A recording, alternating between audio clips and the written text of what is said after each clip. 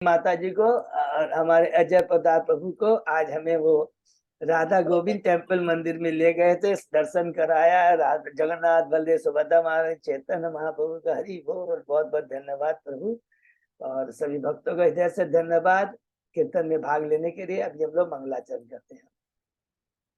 ओम अज्ञान तिमिरांधस्य ज्ञानांजन शलाकया चक्षुरुन्मीलितं येन तस्मै श्री गुरुवे नमः। श्री चैतन्य मनोभीष्टं स्थापितं येन भूतले स्वयं रूप कदा मह्यं ददाति स्वपदान्तिकम्। वन्देऽहं श्री गुरु श्रीयुतपद कमलं श्री गुरु वैष्णवांच च श्री रूपं साग्रजातं सहगना रघुनाथं वितं तं सजीवं स्वादेतम सावधूतम परिजम सहितम कृष्ण चैतन्य देवम श्री राधा कृष्ण पादान सहगना ललिता श्री विशाखा वितांत च नम ओम विष्णुपादाय कृष्ण पृष्ठाय भूतले श्रीमते भक्ति वेदांत स्वामिन इति नामने।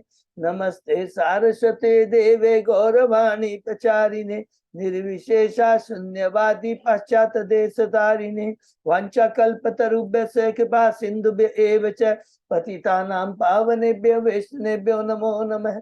नमो महावदान्याय कृष्ण प्रेम प्रदायते कृष्णाय कृष्ण चैतन्य नामने गौरत्मिषे नमः। हे कृष्ण करुणा सिंधु दीन बंधु जगतपते गोपेश गोपिका कांत राधा कांत नमस्तुते।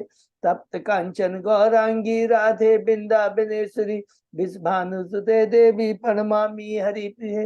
नीलांचल निवासाय नित्याय परमात्मने बलभद्र सुभद्रायां जगन्नाथाय ते नमः। जय श्री कृष्ण चैतन्य प्रभु नित्यानंद श्री अद्वैत गदाधर श्रीवासादि गौर भक्तवृंद। मुखम करोति वाचालम पंगुलंघे गिम यत्कृपातमहं वन्दे श्री गुरुमदीनतारिणं परमानंद माधवम श्री चैतन्येश्वरम। हरे कृष्ण कृष्ण कृष्ण हरे हरे हरे राम राम राम हरे हरे। श्री श्री मंगलाचरण की जय। शिला प्रभुपाद की जय। हरे कृष्णा। आज की इस भागवतम चर्चा में सभी भक्तों का हार्दिक स्वागत है। सभी भक्तों के चरणों में मेरा सादर दंडवत प्रणाम है। राधा गोविंद राधा माधव परम वैष्णव गुरु आचार्य की असीम कृपा हम भक्तों के ऊपर है कि हम सब भक्त लोग मिल करके श्रीमद् भागवतम के ऊपर चर्चा कर पा रहे हैं। कैंटो 5 में पहुंच गए। कैंटो 5 के 5वें अध्याय में शीर्षक है भगवान ऋषभ देव द्वारा अपने पुत्र को उपदेश, दिव्य उपदेश दिया है। उसके पहले हम लोगों ने 4 अध्याय कंप्लीट किए हैं। संक्षेप में दोहराते हैं। प्रथम अध्याय शुरू होता है स्वयंभु मनु के ज्येष्ठ पुत्र जो प्रियव्रत हैं, जो कि शुरू में ब्रह्मचारी हैं, नारद जी के भक्त हैं। नारद जी से उन्होंने दिव्य ज्ञान प्राप्त कर करके परम पद की प्राप्ति की है। याद करेंगे, परम पद की प्राप्ति की है मीन्स परम पद होता है क्योंकि 3 गुणों ऊपर, भौतिक आसक्ति से ऊपर, वो है दिव्य पद, परम पद। परम और दिव्य का वर्ड होता है जो शाश्वत पद है, जो कभी भी विनष्ट नहीं होता है, वो प्राप्त किया था। लेकिन हमने पढ़ा कि सुखदेव गोस्वामी जी प्रश्न करते हैं, परीक्षित महाराज प्रश्न करते हैं सुखदेव गोस्वामी से कि इतना दिव्य पद परम पद प्राप्त करने के बाद भी प्रियव्रत महाराज कैसे गृहस्थ जीवन को उन्होंने स्वीकार किया। और इतना ही नहीं, उसके बाद पुनः गृहस्थ जीवन को त्याग कर करके वो भगवान की भक्ति के लिए चले गए। उत्तर में सुखदेव गोस्वामी कहते हैं जो एक बार भगवान के चरण कमलों के मधु के प्रति अनुरक्त हो जाता है, आसक्त हो जाता है, उसके बाद में भौतिक जगत की कोई भी ऐसी चीज नहीं है जो उसे छुड़ा सके, भक्ति से उसको च्युत कर सके। ये बहुत इंपॉर्टेंट पॉइंट है। फिर तो इसके बारे में बताना शुरू करते हैं सुखदेव गोस्वामी परीक्षित महाराज को कि किस प्रकार जब स्वयंभु मनु ने देखा कि राज सिंहासन में बैठने के लिए कोई योग्य व्यक्ति नहीं है, प्रचेता भगवान के धाम से भगवान की भक्ति करने के लिए चले गए। उनका एक ही पुत्र मरीषा से जब पुत्र प्राप्त होता है, दक्ष, वो भी तपस्या के लिए चले गए, तो वो चिंतित हो जाते हैं। इसलिए चिंतित नहीं कि मेरा वंश नहीं चलेगा, नहीं, इसलिए चिंतित हो जाते हैं कि भगवान का आदेश है। ये बहुत इंपॉर्टेंट पॉइंट है। तुरंत आते हैं और कहते हैं हे पुत्र तुम्हें राज सिंहासन पर बैठना होगा। भगवान का जो भक्त होता है भगवान के चरणों को छोड़ के कहीं जाना नहीं चाहता, वो तो ठीक बात है, उसको मालूम है, लेकिन उसके पता है भौतिक चीजों के प्रति आसक्ति खत्म हो जाती है। ये बहुत इंपॉर्टेंट चीज है। भौतिक चीजों के प्रति उसकी कोई आसक्ति नहीं रहती है, लेकिन तुरंत वहां पर ब्रह्मा जी आते हैं और ब्रह्मा जी आकर कर करके कहते हैं, वो सुंदर कहते हैं, हे पुत्र तुम, बहुत सुंदर बात कहते हैं। क्या बात कहते हैं? मेरी बात को ध्यान से सुनो और भगवान से ईर्ष्या मत करो। ये मेरा आदेश नहीं है, भगवान का आदेश है। भगवान चाहते हैं कि तुम गृहस्थ जीवन को धारण करो और कृष्ण में संतान इस भौतिक जगत को दो, जिससे कि बद्ध जीवों का कल्याण हो जाए। और याद रखे, भगवान का जो आदेश है परम आदेश है, और उस परम आदेश का पालन कैसे करना चाहिए? जिस प्रकार एक अंधा आदमी जिसकी आंखें हैं उसको अनुसरण करता है, उसको फॉलो करता है, जिस प्रकार एक बैल उसका जो मालिक है उसके नाक में जो रस्सी डाल देता है जैसे घुमाता है वैसे घूमना चाहिए, हमारा जीवन धन्य हो जाएगा। ये बहुत इंपॉर्टेंट है। अर्थात शिक्षा क्या मिलती है? हम दास हैं, हम मालिक नहीं है, दास है। दास का कर्तव्य है मालिक के आदेश के अनुसार पालन, उसका पालन करना। तुरंत देवव्रत महाराज को समझ में आ जाता है।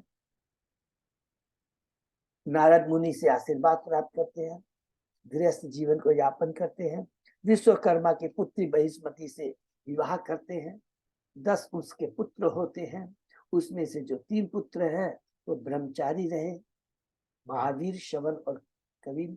सबसे बाकी जो 7 पुत्र रह जाते हैं, सबसे बड़े पुत्र होते हैं आग्निधि।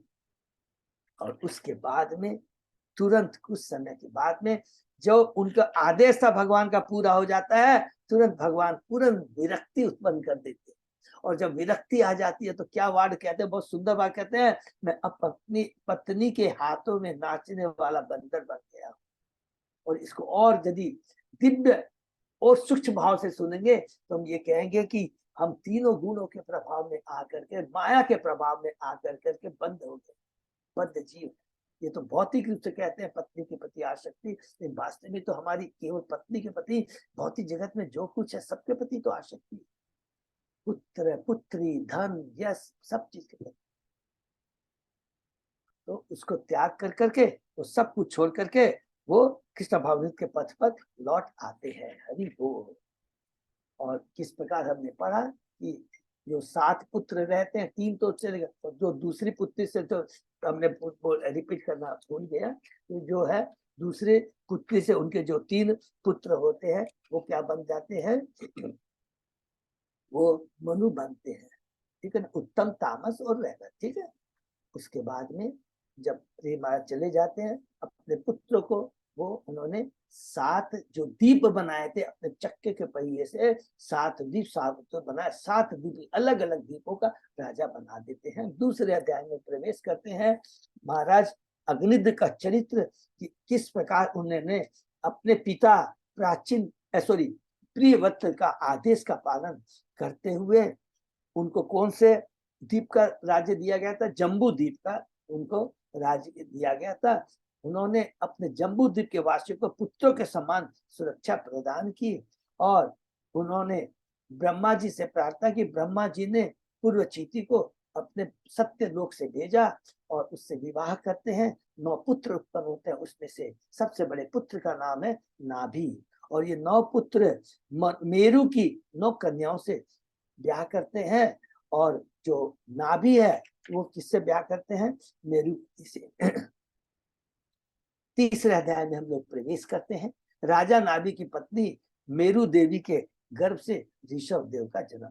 तो मेरु की जो 9 पुत्रियां, उसमें से जो सबसे बड़ी पुत्री है मेरु देवी, उसका ब्याह होता है नाभि से। नाभि कौन है? अग्निद्र के 9 पुत्रों में से सबसे बड़े पुत्र हैं। और नाभि भगवान यज्ञ करते हैं, भगवान के लिए तपस्या करते हैं, और भगवान से क्या मांगते हैं? आप जैसा मुझे पुत्र मिले। तो पुरोहित नाभि के बिहाफ में करते हैं, यज्ञ करते हैं, भगवान आते हैं और भगवान से आने के बाद में पुरोहितों की जो प्रार्थना है बहुत ही दिव्य प्रार्थना है। भगवान का जो ग्लोरिफिकेशन करते हैं, हम तो आपके दास हैं, हम अपूर्ण हैं, आप पूर्ण हैं, और हमने जो यज्ञ किया है दुर्भाग्यवश अपनी भौतिक इच्छा के लिए, हमने आपके लिए, हम अपने लिए किया है। आप तो आत्मा मान, आपको कोई चीज का दरकार नहीं है, हम आपसे कुछ मांगना चाहते हैं, और वो इच्छा भी कौन सी है? भौतिक इच्छा है। और कहते हैं कि हमारे में इतनी बुद्धि नहीं है कि हम दिव्य चीजें मांग सके। अपनी छोटी बुद्धि के चलते हमने छोटी चीज मांगे हैं। जिस प्रकार एक धनवान व्यक्ति के पास में कोई जाता है तो करोड़ों रुपया मांगने के बजाय उससे कहते हैं हमें एक मुट्ठी दाना अन्न दे दो। हरि बोल, बहुत सुंदर वो कहते हैं।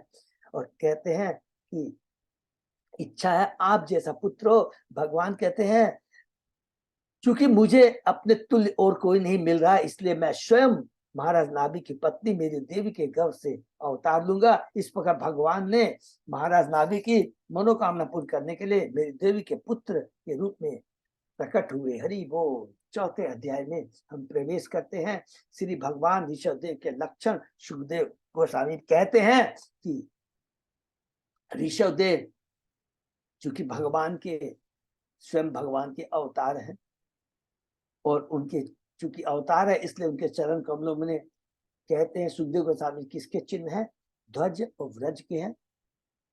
और नाभि ने देखा कि उनका पुत्र ऋषभदेव बड़े योग्य है। उन्होंने भगवान ऋषभदेव को संसार के सम्राट के रूप में अभिव्यक्त कर दिया, स्थापित कर दिया। और उसके बाद में स्वयं अपनी पत्नी मेरी देवी को साथ में लेकर बद्रिकाश्रम में तपस्या करने के चले गए और अंत में वैकुंठ लोक को प्राप्त करते हैं। फिर जी हमने पढ़ा भगवान ऋषभदेव ने विवाह किया और पत्नी का नाम है जयंती, और उनसे 100 पुत्र की प्राप्ति होती है। सबसे बड़े पुत्र होते हैं भरत। उसके बाद में 9 पुत्र के बारे में हमने बताया, उन्होंने बताया कुशावर्त, इलावर्त, और उसके बाद जो 9 और पुत्रों के बारे में बताया, जो 9 यज्ञेंद्र हुए, जिनका हम लोग ने डिटेल में वर्णन सुनेंगे कैंटो 11 के अंदर में। कवि, हवि, अंतरिक्ष, प्रबुद्ध, हावी, होत्र, ध्रुमिल, चमस और कर भाजन। तो देखेंगे कवि, चमस और कर भाजन वो पीपल यहाँ का बहुत ही सुंदर शिक्षाएं हैं। और उसके बाद जो 81 जो पुत्र रह जाते हैं वो ब्रह्मचारी बनते हैं, जो दिव्य वैदिक ज्ञान प्राप्त करते हैं और स्वयं बड़े महान ब्राह्मण बनते हैं। फिर हमने ऋषभदेव के बारे में डिटेल में पढ़ा। क्या बताते हैं सुखदेव गोस्वामी जी? पहली चीज, बहुत इंपॉर्टेंट चीज बताते हैं। पहले कहते हैं कि ऋषभ भगवान के आने के पहले जो वर्णाश्रम प्रणाली थी वो डिस्टर्ब हो गई थी। और दूसरा उन्होंने यहाँ पर बताते हैं कि गृहस्थ जीवन में रह करके भगवान की भक्ति कैसे की जाए। 2 इंपॉर्टेंट चीज यहाँ पर बताते हैं। अपने तो उपदेशों से उन्होंने लोगों को गृहस्थ जीवन में रहते हुए वर्णाश्रम धर्म के नियमों का पालन करते हुए पूर्ण बनने की शिक्षा दी। गृहस्थ जीवन में रहते हुए वर्णाश्रम धर्म का पालन करते हुए पूर्ण बनने की शिक्षा दी। पूर्ण का मतलब क्या होता है कि जब हम बहुत ही आसक्ति से ऊपर चले जाते हैं, 3 गुणों से ऊपर चले जाते हैं, तो वो पूर्ण है। तो आप बोल, हमारा प्रश्न आ सकता है ज्ञानी भी तो 3 गुणों से ऊपर चले जाते हैं, तो यस वो पूर्णता है। एक परम पूर्णता तो क्या है?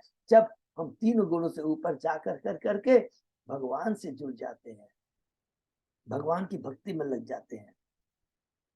इसके बाद हमने पढ़ा कि एक बार भगवान ऋषभ घूमते हुए ब्रह्मावर्त नामक देश में जाते हैं और वहां पर देखते हैं कि बहुत सारे बड़े विद्वान मुनि लोग आए हुए रहते हैं, और उसके वहां पर उनके पुत्र भी बैठे हुए हैं और उनसे ज्ञान, मनोयोग से ज्ञान सुन रहे हैं, ज्ञान प्राप्त कर रहे हैं। तुरंत वहां पर भगवान ऋषभदेव भी जाकर के अपने पुत्र को ज्ञान देते हैं। हम लोग प्रवेश कर जाते हैं 5वें अध्याय में। भगवान ऋषभदेव द्वारा अपने पुत्र को उपदेश, जो कल हमने शुरू किया था, बहुत ही सुंदर है। इसको हम लोग 2 मिनट बड़ा ध्यान से सुनेंगे। भगवान ऋषभ कहते हैं मनुष्य योनि बहुत दुर्लभ है। जिन्हें मनुष्य योनि प्राप्त हुई है उन्हें बेकार की अपनी तृप्ति के लिए कठिन परिश्रम न कर करके भक्ति पर प्राप्त करने के लिए अपने को तपस्या में लगाना चाहिए। ऐसा करने से मनुष्य का हृदय शुद्ध हो जाता है। तो तपस्या कौन सी है? ज्ञान योग वाली नहीं, अष्ट सिद्धि प्राप्त करने के लिए ध्यान योग नहीं। तपस्या भगवान के प्रति आसक्ति, भगवान की भक्ति, हरि नाम का कीर्तन, श्रवण कीर्तन और स्मरण, ये है तपस्या, ये है परम तपस्या, ये है परम धर्म। और ऐसा करते हैं तो क्या है, हमारा हृदय शुद्ध हो जाता है, तब उसे शाश्वत जीवन का आनंद मिलता है जो दिव्य है और कभी भी नष्ट नहीं होने वाला है। प्रभुपाद जी कहते हैं कृष्ण भावनामृत के बिना प्रत्येक जीव जन्म मृत्यु के चक्कर में फंसा रहता है। उसके बाद कहते हैं, दूसरा बात कहते हैं भगवान ऋषभ कि भक्ति करने के लिए क्या करना चाहिए? महात्माओं की सेवा करने से मनुष्य भव बंधन से मुक्ति का मार्ग कर प्राप्त कर सकता है। अर्थात भक्ति हमें किसी प्रामाणिक गुरु आचार्य के निर्देशन में करनी चाहिए, क्योंकि जो गुरु होता है, जो आचार्य होता है, वो बड़ा ही परोपकारी तथा भगवान का परम भक्त होता है। परम भक्त इसलिए होता है कि वो भगवान के अलावा और कुछ नहीं जानता है। परोपकारी इसलिए होता है क्योंकि वो भगवान के आदेश का पालन सुबद्ध जीवों में प्रसारित करता है। जो स्त्री तथा मैथुन प्रेमी व्यक्तियों की संगति करते हैं, उनके लिए नरक का द्वार खुल जाता है। तीसरा यहाँ पर बताता, अभक्तों का संग हमें नहीं करना चाहिए, जो कि उपदेशामित्र के पहले दूसरे और तीसरे श्लोक में दोनों में देखिए लिखा है, अत्याहार प्यारस्य प्रज्वल्पो निमागे जनसंगे लोलम च सद्वीर भक्ति विनश्यति विनश्यति उत्साह निश्चय धैर्य तदर्कर्म प्रवृत्ति संग त्यागात् ततो सद्विचक्ति प्रसिद्धि। दोनों में संग के बारे में लिखा है, ये सब लोग ध्यान से। अगर अभक्तों का संग करते हैं तो हमारा जीवन नरकमय हो जाएगा, और भक्तों का संग करते हैं हमारा जीवन धन्य हो जाएगा। हरिदास ठाकुर को वैश्य आकर के उसकी साधना में डिस्टर्ब करती है। हरिदास का बाल बाका नहीं बिगाड़ सकी, लेकिन उसके जीवन में परिवर्तन आ जाता है, तो भगवान के परम भक्त बनती है। ये बहुत इंपॉर्टेंट है। शुद्ध भक्तों का संग और अभक्तों का संग करने से क्या होगा? प्रजल्प होगा। प्रजल्प होने से क्या होगा? हमारे में कुछ और माने अत्याहार होगा, लोलम लालच आएगा। लालच क्या? और मेरे पास हो, अत्याहार होगा। और अत्याहार माने ज्यादा चाहिए, उसके लिए प्रयास होगा। और जब प्रयास हो जाएगा तो उसके बाद में हम लोग का क्या होगा कि जो नियम है, जो कुछ नहीं कर पाएंगे, अरे मेरे को इतना काम करना है, भगवान के मंदिर में आएंगे तो ऐसे ऐसे हाथ करके पट करके भाग जाएंगे, जैसे भगवान उनके इंतजार कर रहे हैं। नहीं, भगवान के सामने आ करके बड़ी श्रद्धा के संग में भगवान के मुखारविंद का दर्शन करना चाहिए, उनकी कृपा की याचना करनी चाहिए, गुरु के प्रति समर्पण होना चाहिए। एक एक चीज का यहाँ बहुत सुंदर रूप गोस्वामी ने भक्ति रसा सिंधु में बताया है कि हमारा बहुत इंपॉर्टेंट कर्तव्य है। फिर कहते हैं कृष्ण भावनान्वित लोग केवल श्री कृष्ण से संबंधित कार्य करते हैं, वे अपने पत्नी, संतान, मित्र तथा धन के प्रति आसक्ति न रहकर उनके साथ वे अपने कर्तव्यों का पालन करते हैं। ये बहुत इंपॉर्टेंट चीज कल हमने पढ़ा। कभी भी अपने परिवार को नेग्लेक्ट नहीं करना कि मैं बहुत बड़ा भक्त बन गया हूँ, नहीं चलेगा। क्योंकि सबसे पहले ही क्या लिखा है, पहला श्लोक में ऋषभ भगवान क्या बताते हैं कि वर्णाश्रम गृहस्थ जीवन में रह करके भक्ति करना सीखना चाहिए, वही वास्तव में कला है, आर्ट है। हमें नाटकबाजी नहीं करनी है अपने पर, क्योंकि ये बहुत इंपॉर्टेंट है, हमारा कर्तव्य बनता है कि उनको किस प्रकार भक्ति में लाने का प्रयत्न करें। भगवान प्रयत्न को देखते हैं, कोई ये नहीं देखता कि ठीक है उसमें परिवर्तन आया कि नहीं आया, हमें खाली प्रयत्न करना जरूरी है। फिर कहते हैं अतः बुद्धिमान मनुष्य को चाहिए कि वह पुनः इंद्र तृप्ति में प्रवृत्त न हो, जिससे उसे पुनः एक के बाद दूसरा शरीर धारण करना पड़े।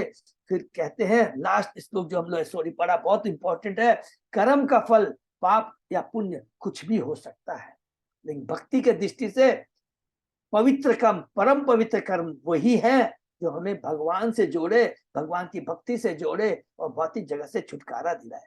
भले ही मनुष्य पवित्र कर्म करे, मनन चिंतन करे, तो भी उसकी पराजय होती है। ज्ञानी बड़ा चिंतन करता है, ज्ञान प्राप्त करता है, ब्रह्म ज्योति तक भी चला जाता है, लेकिन पुनः उसे नीचे आना पड़ता है। उसका एकमात्र लक्ष्य माया तथा समस्त कर्मों के चंगुल से उद्धार होना चाहिए। जीवन का लक्ष्य है इस बंधन से मुक्त होना। जीवन की वास्तविक समस्याएं जन्म मृत्यु जरा व्याधि शुष्क ज्ञान चिंतन तथा पूर्व क्रम से नहीं सुलझती। हरि बोल। जीवन की जो वास्तविक समस्या है जन्म मृत्यु जरा व्याधि हमारे सकाम कर्म से, शुष्क ज्ञान ज्ञानी की और चिंतन से और पुण्य कर्म से नहीं सुलझती। पुण्य कर्म करेंगे तो स्वर्ग लोक को जाएंगे, अगर पाप कर्म करेंगे तो नरक को जाएंगे, ज्ञानी बनेंगे तो ब्रह्म ज्योति को जाएंगे, लेकिन तीनों को वापस आना पड़ता है। एकमात्र भक्ति शाश्वत है जो हमें शाश्वत फल प्रदान करती है।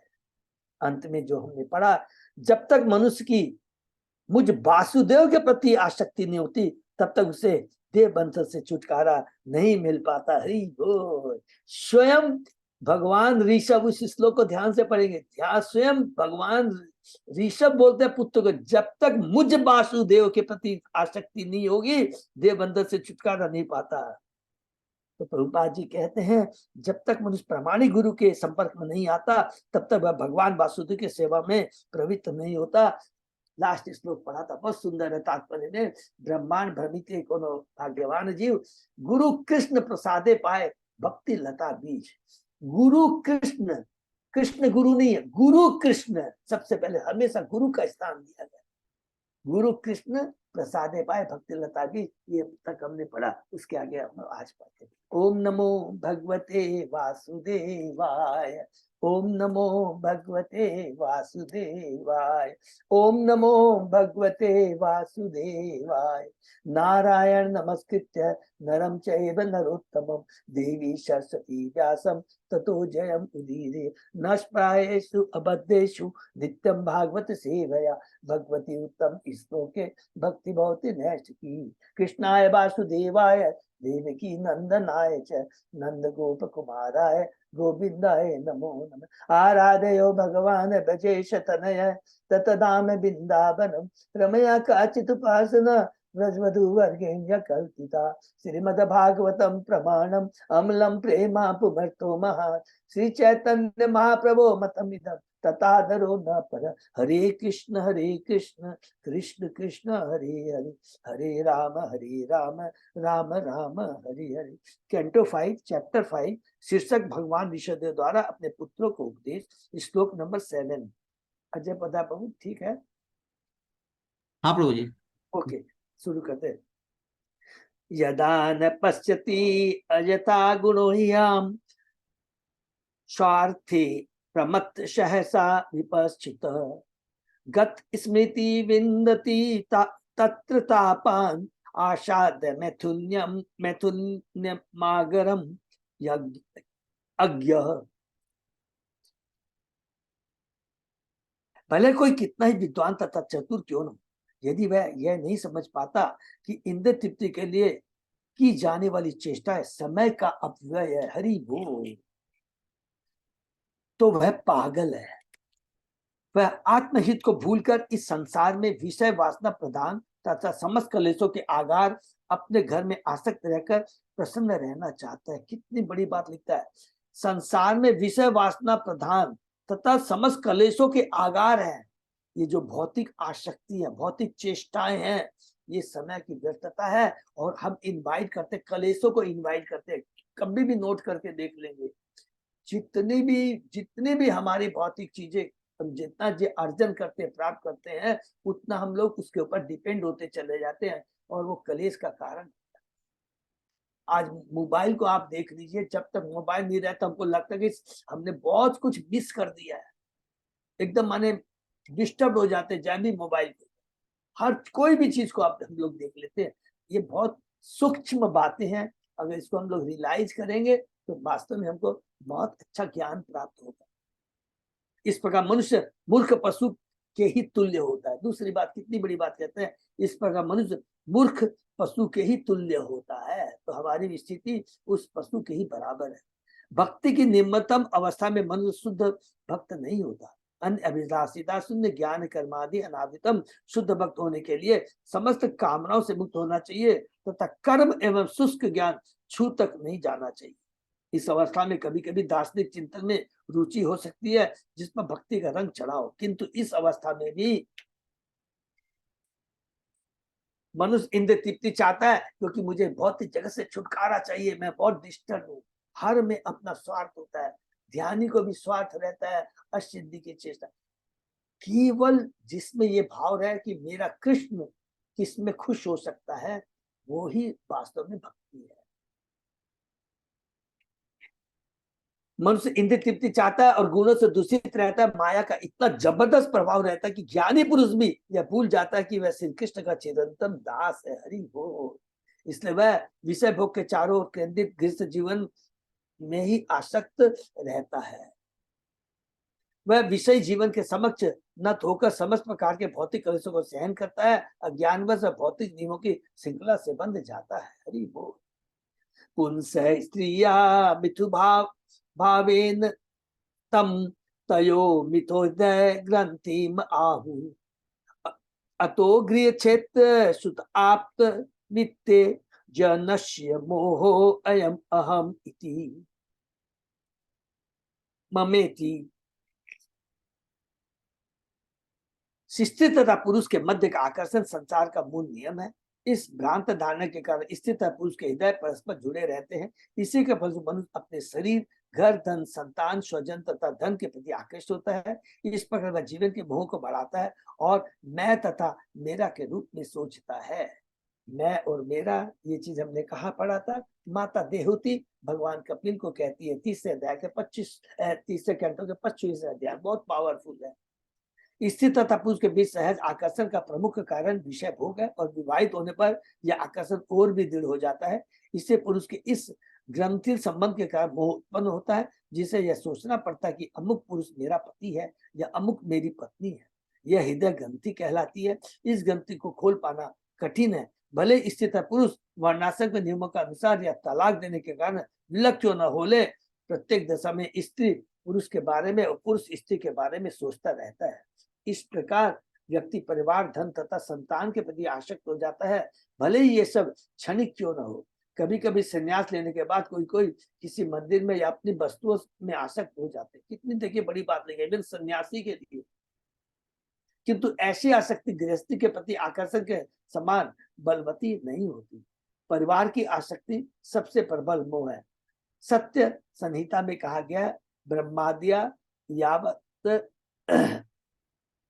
याज्ञवल्क्याद्या मुच्यन्ते स्त्रीशहान्य बोध्यन्ते केचने तेषां विशेषम च विदो विदु। कभी कभी यह देखा जाता है कि ब्रह्मा जैसे महापुरुष के लिए स्त्री तथा पुत्र बंधन के कारण नहीं तो उल्टे पत्नी आध्यात्मिक जीवन तथा मुक्ति में सहायक बनती है। तो भी अधिकांश व्यक्ति दाम्पत्य भाव की ग्रंथि से बंधे रहते हैं। फलतः वे कृष्ण के साथ अपने संबंध को भूल जाते हैं। तो बहुत अलग अलग एग्जाम्पल यहाँ पर प्रभुपाद जी बहुत इतना सुंदर सुंदर एग्जाम्पल, कोई भी किसी माने सबरी में ये बोल सकते हैं कि आसक्ति भौतिक जगत में कोई किसी भी लेवल को उसके रहती है। लेकिन जो भगवान का परम भक्त होता है, जो पूर्ण होता है, पूर्ण क्या है जो हमने अभी पढ़ा है कि भगवान को छोड़कर उसकी कोई चीज के प्रति आसक्ति नहीं होती है। और वो किस कारण से होती है? भगवान की भक्ति करने से। भक्ति का मतलब है भगवान को जानना, अपने को जानना, भगवान से अपने हुए संबंध को जानना, उस संबंध को किस प्रकार पुनः स्थापित कर सकते हैं, उस विधि को ही भक्ति कहते हैं। यदा मनोदय हृदय ग्रंथि अश्य कर्मानुबद्धे दृढ़ आसल थेत तदा जन संपरिवर्तते अस्मात् मुक्त परम याति अतिहाय हेतु। जब पूर्व कर्म फलों के कारण भौतिक जीवन में फंसे हुए व्यक्ति के हृदय की दृढ़ गांठ ढीली पड़ जाती है, हरि बोल, तो वह घर, स्थित संतान के प्रति अपनी आसक्ति से विमुख होता है। इस तरह उसका मोह मैं मेरा टूट जाता है, वह मुक्त हो जाता है और उसे दिव्य लोक की प्राप्ति होती है। साधु की संगति तथा भक्ति से जब मनुष्य धीरे धीरे सांसारिक बुद्धि से मुक्त होता है तो हृदय की आसक्ति ग्रंथि ढीली पड़ना शुरू हो जाती है। जो एकदम कड़ी गांठ रहती है वो धीरे धीरे हल्की ढीली पड़ जाती है। इस प्रकार वह बद्ध जीवन से मुक्त होकर भगवान के धाम जाने का अधिकारी बन जाता है। हरि बोल। हंसे गुरो मयि भक्त्या अनुवृत्या वृतिष्णया द्वंद्व तितिक्षया च सर्वत्र जंतो व्यवसाव गत्या जिज्ञास्य तपसो इहा निवृत्या मत कर्म भी मत कथया च नित्यम मत देव संगात गुण कीर्तना निर्वेर साम्योपसमेन पुत्र जिहास्या देह गेह आत्म बुद्धि अध्यात्म योगेन विविक्त सेवया प्राणोन्द्रिय आत्म अभिजयेन सद्यक सत्य सद्दया ब्रह्मचर्येन शाश्वत असंप्रमादेन यमेन वाचाम सर्वत्र मतभाव विचक्षणेन ज्ञानेन विज्ञान विराजितेन योगेन धीति उद्यम सत्वयुक्तो लिंगम व्यपोहेत कुशलो अहम अमाख्यम। हरि बोल। हे पुत्रो, तुम्हें सिद्ध गुरु अर्थात परम हंस को ग्रहण करना चाहिए। इस प्रकार तुम मुझ श्री भगवान पर अपनी श्रद्धा तथा प्रेम रखो। देखिए यहाँ स्वयं कह रहे हैं कि मैं तुम्हें डायरेक्ट नहीं दूंगा। कितनी देखिए गुरु का होना बहुत जरूरी है। भगवान क्या कह रहे हैं कि तुम्हें सिद्ध स्वयं भगवान ऋषभ कहते हैं तुम्हें गुरु अर्थात परमहंस को ग्रहण करना चाहिए।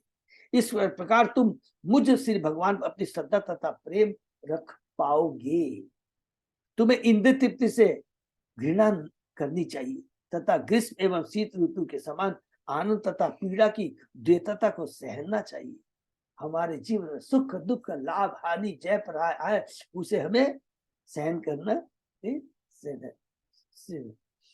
उन जीवात्माओं की कष्ट में दशा को जो स्वर्ग में भी दुखी रहती है। देखिए कितनी बड़ी बात। उन जीवात्माओं की कष्ट में दशा को जो स्वर्ग में भी दुखी रहती है समझने का प्रयास करो। हरि बोल।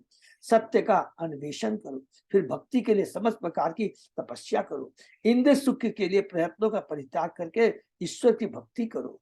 ईश्वर का कीर्तन और गुणगान करो और सबों को आध्यात्मिक स्तर पर समभाव से देखो। हरि बोल। शत्रुता त्याग कर क्रोध तथा शोक का दमन करो। निज को देह तथा घर न मानते हुए शास्त्रों का अध्ययन करो। एकांत वास करो और प्राण वायु मन तथा इंद्रियों को पूर्णतः वश में करने का अभ्यास करो। वैदिक साहित्य अर्थात शास्त्रों पर पूर्ण श्रद्धावान बनो और ब्रह्मचर्य व्रत का पालन करो। अपने कर्तव्यों को करते हुए वृथा बातें करने से बचो। प्रजल्प से बचो। सदैव श्री भगवान प्रजल्प से बचो अर्थात अभक्तों का संग करने से बचो। सदैव श्री भगवान का चिंतन करते हुए अधिकारी से ज्ञान प्राप्त करो। बार बार एक ही चीज बोलते हैं, अधिकारी से, आचार्य से, प्रामाणिक गुरु से ज्ञान प्राप्त करो। इस प्रकार उत्साह एवं धैर्यपूर्वक भक्ति योग का अभ्यास करते रहने से तुम्हारा अहंकार जाता रहेगा। हरि बोल। इन 4 श्लोकों में ऋषभदेव अपने पुत्रों को बताते हैं कि वे किस प्रकार अहंकार तथा संसारी बद्ध जीवन से उत्पन्न झूठी पहचान से मुक्त हो सकते हैं।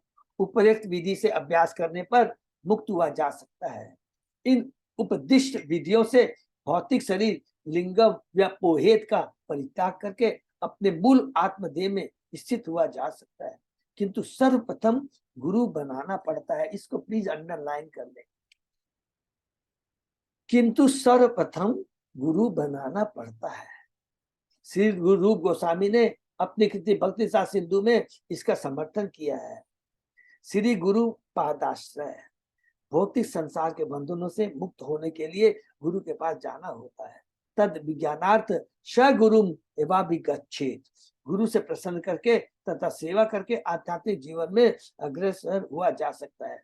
तो अदिति परिपाठेन परिप्रश्न सेवया उपदेशयन्ति ते ज्ञानम तो पुनः दर्शन। जब कोई भक्ति में लग जाता है तो व्यक्तिगत सुविधा, खाने सोने तथा पहनने का आकर्षण सहज ही कम होता जाता है। जैसे ही भक्ति में लगता है देखिए, जैसे ही प्रमाणिक गुरु के पास हम जाएंगे, उनका दर्शन एसोसिएशन मात्र से ये गारंटी है कि हमारी चेतना में परिवर्तन आ जाएगा, भौतिक आसक्ति के प्रति आसक्ति खत्म हो जाएगी। सबसे बड़ा एग्जाम्पल कौन सा है? परीक्षित महाराज।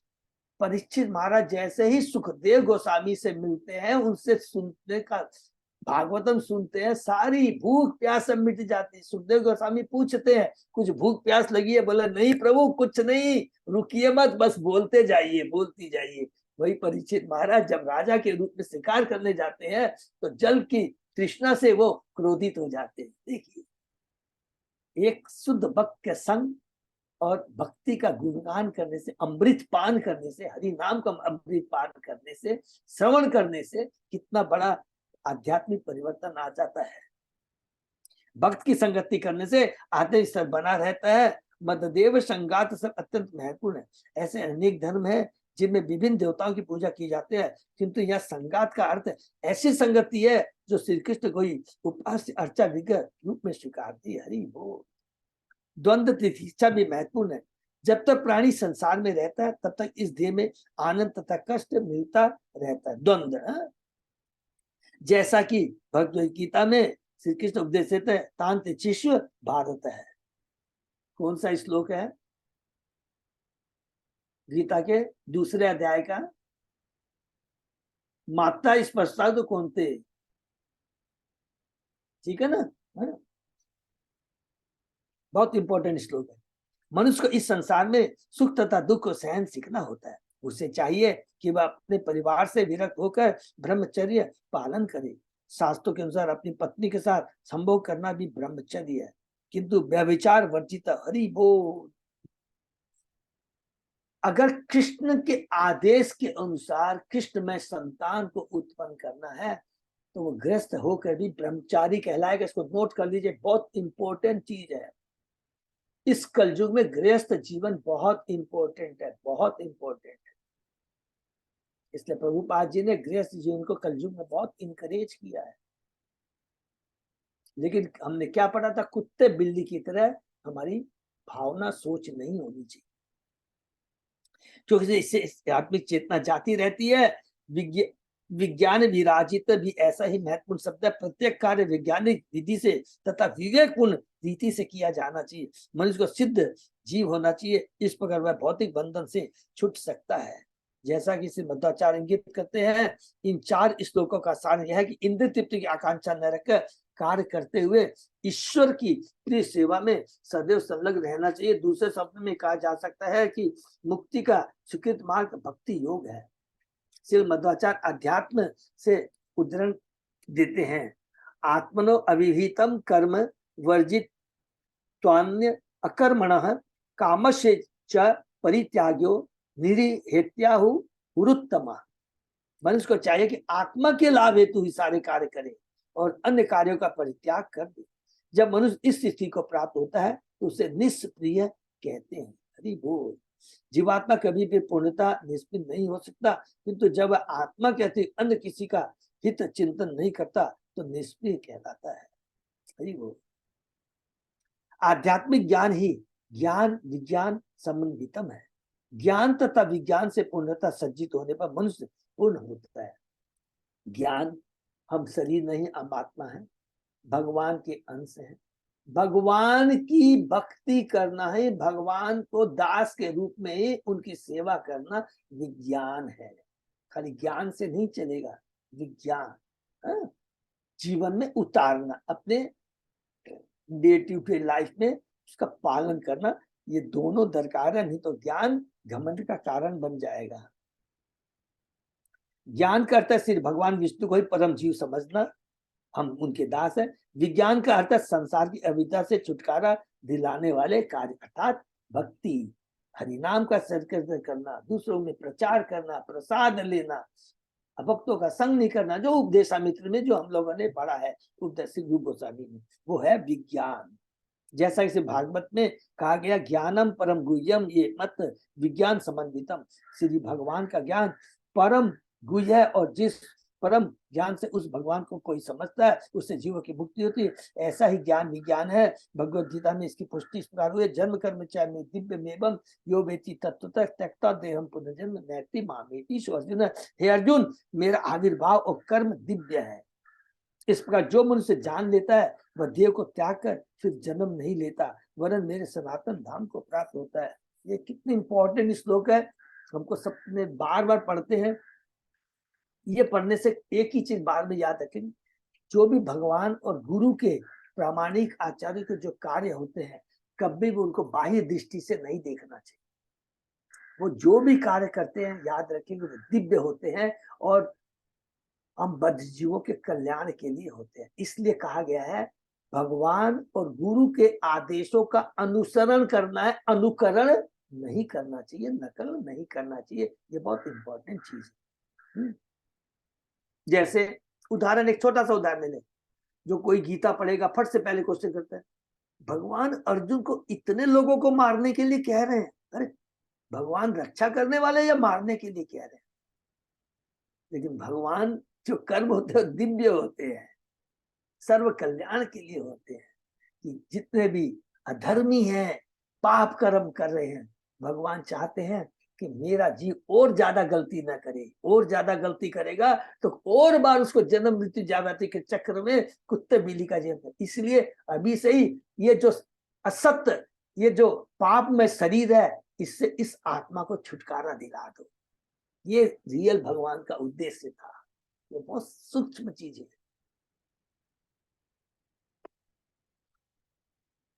कर्माशयम हृदय ग्रंथि बंधम अविद्या आसिदा अप्रमत्त अनेन योगेन यथोपदेशम सम्यक व्यपोह्यो परमेत योगात्।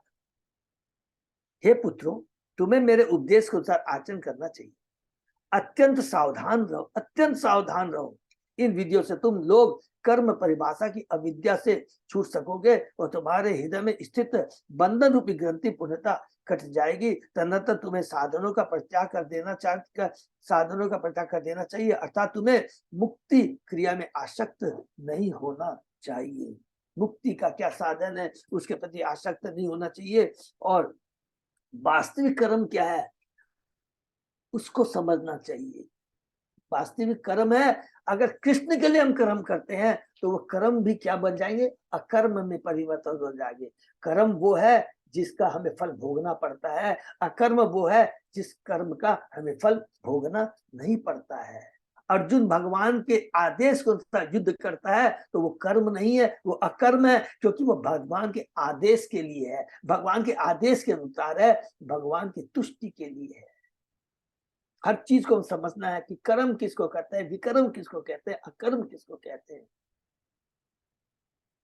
मुक्ति की क्रिया ब्रह्म जिज्ञासा है, समझ इसे नैति नैति कहते हैं, जिसका अर्थ है वह क्रिया जिससे परम सत्य की खोज करने के लिए अस्तित्व का विश्लेषण किया जाता है। यह विधि तब तक जाती रहती है जब तक मनुष्य आध्यात्मिक जो प्राप्त नहीं होता। यह आध्यात्मिक जीवन ब्रह्मभूत अर्थात आत्म अनुभूति की स्थिति है। भगवत गीता के शब्दों में ब्रह्मभूत प्रसन्नात्मा न सोचती न कांति समय सर्वेषु भूतेषु मद भक्ति लभते पराम। ब्रह्मभूत पुरुष को तत्काल पर ब्रह्म की अनुभूति होती है। वह न तो शोक करता है और न इच्छा करता है, वह सब प्राणियों में संभाव रखता है और इस सत्ता में उसे मेरी शुद्ध भक्ति प्राप्त होती है। इसका उद्देश्य पराभक्ति अतः परमेश्वर की दिव्य सेवा में प्रवेश है। हरि बोल। जैसे ही हम तीन ज्ञानी है, ज्ञानी या ब्रह्मभूत अवस्था में जिसमें कोई भी भौतिक कलेश कुछ भी नहीं रहते हैं, कोई तरह की आसक्ति नहीं रहती है, आत्मा शांत हो जाती है, उस अवस्था में वो सही अपॉर्चुनिटी है भक्ति में प्रवेश करने का। ऐसा नहीं कि सीधा ब्रह्म ज्योति में जाके घुस गए, नहीं, this is the right point of getting into भक्ति।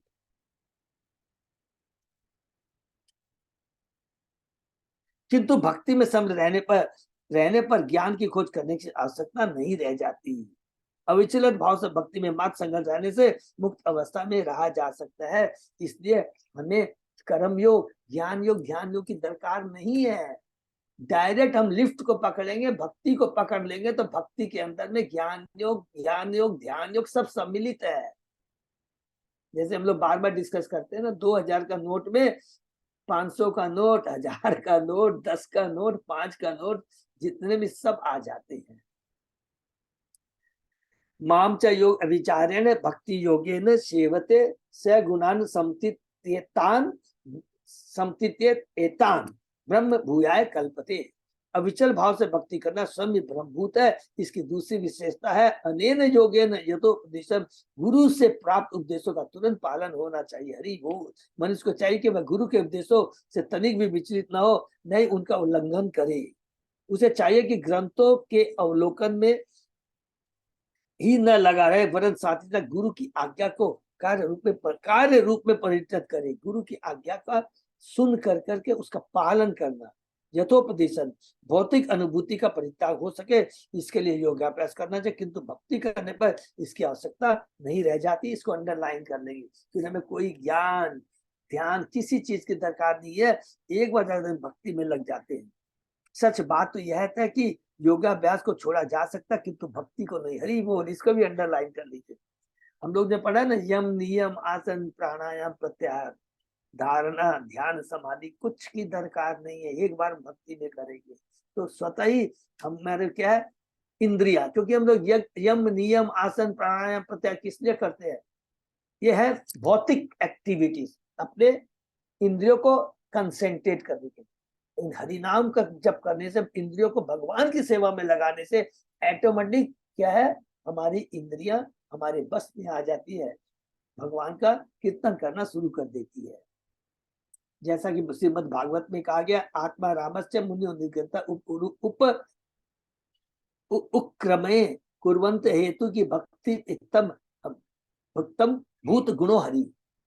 जो आत्मा मुक्त है उन्हें भी सदैव भक्ति में तत्पर रहना चाहिए। इस अंडरलाइन लाइन का बहुत पावरफुल है। जो आत्माराम उन्हें भी सदैव भक्ति में तत्पर रहना चाहिए। स्वरूप सिद्ध होने पर योगाभ्यास छोड़ा जा सकता है, किंतु भक्ति को किसी भी अवस्था में नहीं छोड़ा जा सकता। ये इतना इंपॉर्टेंट श्लोक है, इसको मेमोराइज कर लेना हम लोग को।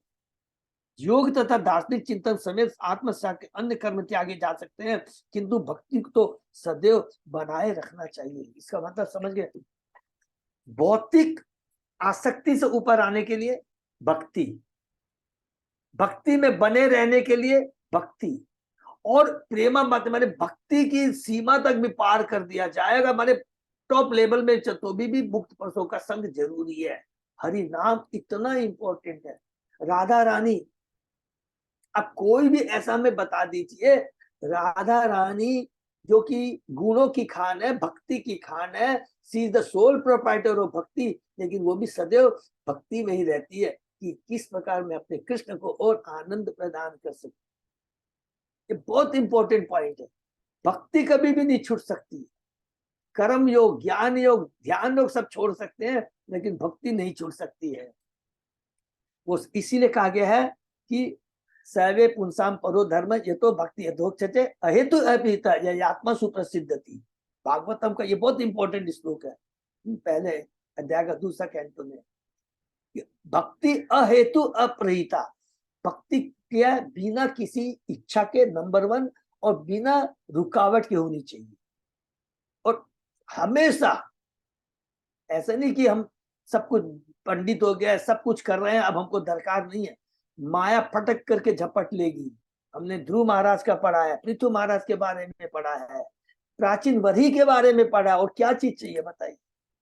प्रेचेता भी क्या बोलते हैं? प्रेचेता जब वो गृहस्थ जीवन को ग्रहण करते हैं, मनीषा से ब्याह करते हैं, लेकिन उसके बाद में जब छोड़ के जाते हैं तो क्या बोलते हैं मुनि, नारद मुनि को, कि हम लोग ने भगवान का भी दर्शन किया, भगवान का ज्ञान भी प्राप्त किया, शिव भगवान से भी हमने शिक्षा मिली, लेकिन गृहस्थ जीवन जाने के बाद सब कुछ भूल गए हैं, इसलिए हमें पुनः भक्ति चाहिए। तो भक्ति को कभी नहीं छोड़ सकते। पुत्रांच शिष्यांच नृपो गुरु वा मत लोक कामो मत अनुग्रहार्थ इत्थम विमन्यु अनुशिष्यात अतत् ज्ञान न योजयेत कर्मसु कर्म मुढ़ान कम योजयन मनुजो अर्थ लभेत निपातयन नष्ट दिशम ही घरते। हरि बोल। जिसे ईश्वर के धाम जाने की अभिलाषा हो उसे चाहिए कि श्री भगवान के अनुग्रह को जीवन का परम लक्ष्य बनाए। हरि बोल। भगवान की कृपा को परम लक्ष्य बनाइए। यदि वह पिता है तो अपने पुत्रों को, यदि गुरु है तो अपने शिष्यों को, और यदि राजा है तो अपनी प्रजा को उसी प्रकार शिक्षा दे जैसा कि मैंने उपदेश दिया है।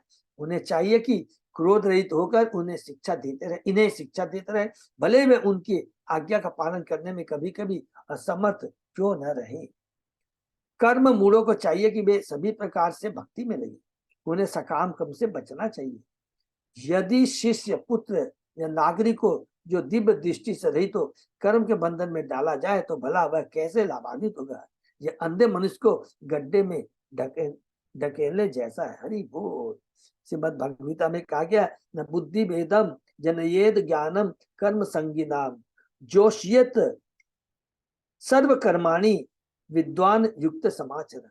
ज्ञानी पुरुष को चाहिए कि सकाम कर्म में आसक्ति वाले अज्ञानों की बुद्धि में भ्रम उत्पन्न न करे, अर्थात उन्हें कर्म से विमुख न रखे, वरन अपने आचरण से उन्हें भक्ति भाव के साथ कर्म करने में ही लगा है। यत यत आचरति तत् श्रेष्ठ तत् कर्म।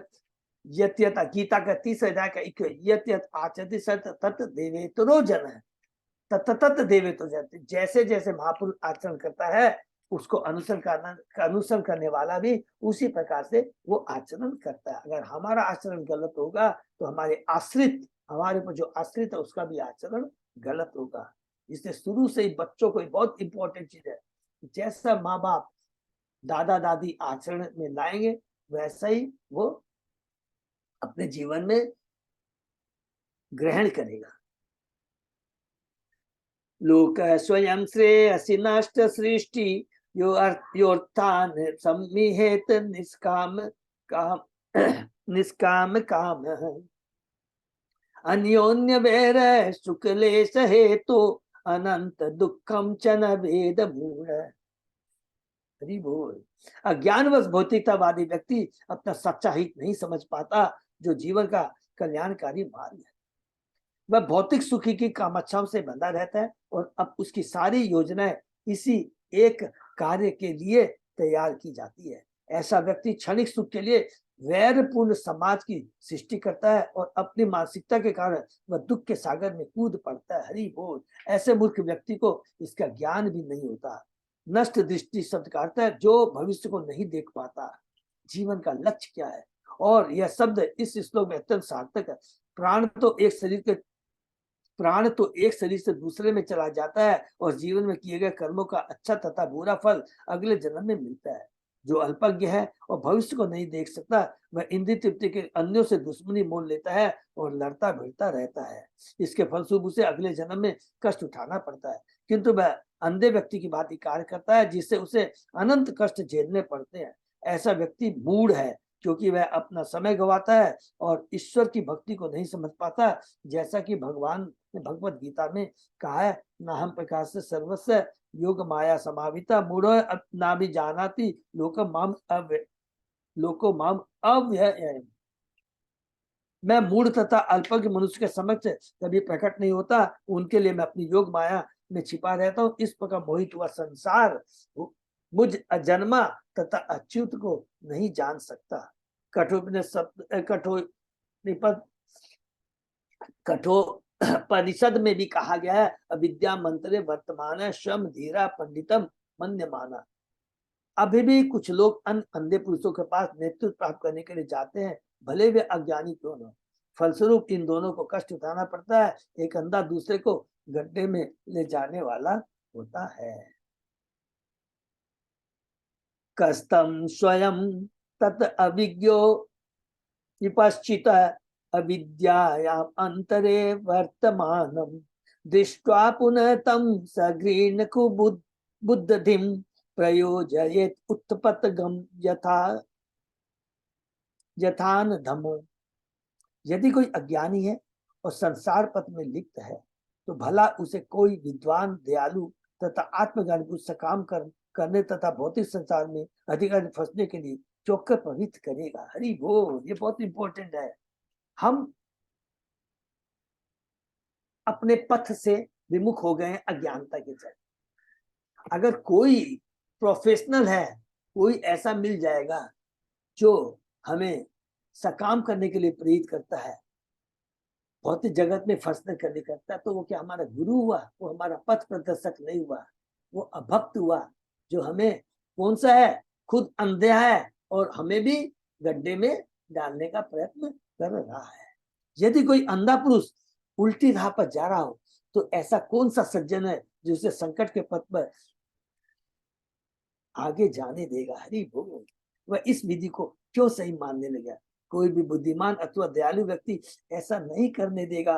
वही हमारा रियल वेल विशर है, वो कभी ऐसा करने नहीं देगा। हमारी प्रभुपाद जी की कृपा देखिए, प्रभुपाद जी बहुत स्ट्रेट फॉरवर्ड थी। वो हमेशा चाहते कि जीवों के कल्याण कैसे हो। और वो, क्योंकि देखिए एक चीज याद रखेंगे, फॉल्स फ्लैटरिंग भी जो होती है ना, वो भी प्रजल्प में आता है। अरे तुम कितना ज्ञानी है, अरे तू बहुत आगे बढ़ेगा, तू ये कर ये कर, जब उसको अंदर से मालूम है कि मैं इसको बेवकूफ बना रहा हूं। ये भी एक तरह का प्रजल्प है, ये भी अभक्तों का संग है। इस तरह के लोगों से संग नहीं करना चाहिए। जो ज्ञानी है, सज्जन है, परोपकारी है, हमेशा में रोक देगा, स्टेट में बोलेगा नहीं, ये जीवन का लक्ष्य नहीं है। इसी तरह के लोगों को खोजना चाहिए। और ये प्रभुपाद जी की कृपा है, इस तरह के प्रामाणिक गुरु, आचार्य, साधु अनगिनत उन्होंने हमें दे दिया है। आज कितने भक्त तैयार हो रहे हैं, ये इस्कॉन के निर्देशन में, इस्कॉन के गाइडेंस में रोज कितने बड़े बड़े भक्त आ रहे हैं और हमें प्रचार का कार्य कर रहे हैं, अभक्त लोगों को भक्ति में ला रहे हैं। यही प्रभुपाद जी चाहते थे। प्रभुपाद जी क्या चाहते थे? जो चेतन महाप्रभु चाहते थे। और चेतन महाप्रभु क्या चाहते थे? इस कलयुग में आने एकमात्र उनका क्या था? जारे देखो तारे को कृष्ण उपदेश, हमारा क्या गुरु हो तारो ही देश। इसी चीज को हमें अपने जीवन में उतारना है और अपने जीवन को धन्य करना है और दूसरे के जीवन को भी धन्य करना है। हरे कृष्णा। हम लोग यहीं पर विराम देते। तो बहुत सुंदर सुंदर ऋषभ भगवान की उपदेश, पूरा तत्व ज्ञान है, जीव के बारे में, भगवान के बारे में, गुरु के बारे में, भक्ति की विधि के बारे में, कलयुग का क्या दोष है उसके बारे में बताइए। और क्या चीज ऋषभ भगवान ने नहीं बताया, सब कुछ यहाँ बता दिया है। सेम चीज भगवान कपिल ने माता देवती को बताया। ठीक है, इसे हमें बार बार पढ़ना, रिपीट करना है, हमारा जीवन धन्य हो जाए। किसी का कोई प्रश्न? हरे कृष्णा। तो यही पे विराम देते हैं। अजय पौधा प्रभु, कुछ अनाउंसमेंट कुछ भी है प्रभु? हाँ प्रभु जी। कुछ नहीं है ना? Okay, thank you. बस खाली लॉन्ग टूर वगैरह का सब लोग अभी एक चीज है, थोड़ा सा मैसेज आया है, जितने लोग भी जा रहे हैं, जो हमारा जो व्हाट्सएप ग्रुप है उससे जुड़ जाना है। तो अगर भूल जाए तो मैं भी चेष्टा करूंगा, अजय पदार प्रभु भी चेष्टा, सब लोगों को जोड़ देना है। तो क्या होगा, अब सारे जो मैसेज अब जाएंगे ना ट्रेन के बारे में, जो भी चेंज कुछ होगा तो सबको मालूम होता रहेगा। और इसके लिए हम लोग क्या कर रहे हैं, संडे को ओरिएंटेशन मीट करने जा रहे हैं। चेष्टा करें गुरु सदर रोड में यदि जगह मिल जाए तो वहां करेंगे, अदरवाइज मंदिर में ही हमको एडजस्ट करना पड़ेगा। ठीक है ना? अरे इसका ध्यान रखें। इसलिए रविवार को जो जा रहे हैं कृपा करके 3 से 5 अपने को फ्री रखेंगे। तो timing will be between 3 to 5 PM। तो जो जा रहे हैं प्लीज 100% लोगों को आना है। तो कुछ भी सेवा है, कुछ भी चेंज है जिसमें आनंद मोहन प्रभु विल चेयर द मीटिंग, वो मीटिंग करेंगे। ठीक है, हरे कृष्णा। हरे कृष्णा। दंडवत प्रणाम प्रभु जी। प्रणाम। हरे कृष्णा। मैंने ग्रुप में प्रभु जी सबको ऐड किया है रात में, बाद बाकी अगर कोई छूट हाँ प्रभु, मैंने देखा आप बहुत अच्छा, ये मैसेज छूट जा रहा है प्रभु। मैं एक चीज बोलना चाहूंगा, बहुत अच्छा प्रभु ने कहा जो लोग जुड़े नहीं जुड़ पाए हैं तो प्लीज अजय पोदार प्रभु को थोड़ा बोल देंगे, हाँ प्रभु बता देंगे, फटाफट। तो मेरे पास बहुत जगह मोबाइल नंबर नहीं, कोई नए भक्त नहीं है तो प्रभु जोड़ देंगे, है नहीं या तो। या जो हाँ, डिवोटी जानते वो मेरे को बता देंगे कि ये बताएं। नंबर जोड़ देना है, तो किसी हरी बोल, ऐड कर थैंक यू लेने सो से। मच प्रभु। हाँ, और प्रभु ने पूरा लिस्ट भी कल मेरे को भेज दिया है, तो जगन्नाथ को तो सब लोग को जुड़ना बहुत जरूरी है? आज में वो खत्म कर देंगे। हरे कृष्णा, एक विराम कर। सही वक्त को बहुत बहुत धन्यवाद। आज से स्नेह विराम देते हैं, फिर कल हरे सुबह।